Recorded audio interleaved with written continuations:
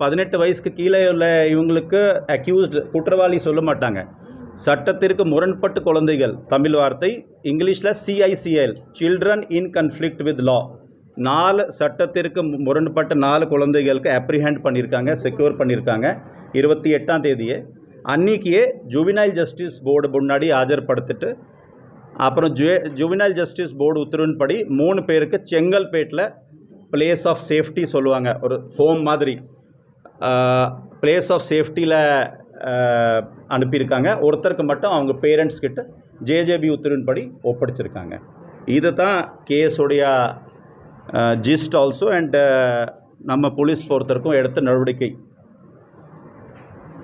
அவங்க எல்லாருமே இப்போ நம்ம 4 பேர்ல 3 பேர் வந்து ஜுவனல் ஆமாங்க, ஹோம்ல இருக்காங்க. கரெக்ட், ஒருத்தர் மட்டும் கரெக்ட், கரெக்ட். என்ன மோட்டிவ் சார், ஏன் பண்ணாங்க, ஏன் விடுதலை பண்ணிருக்கோம் சார் ஒரு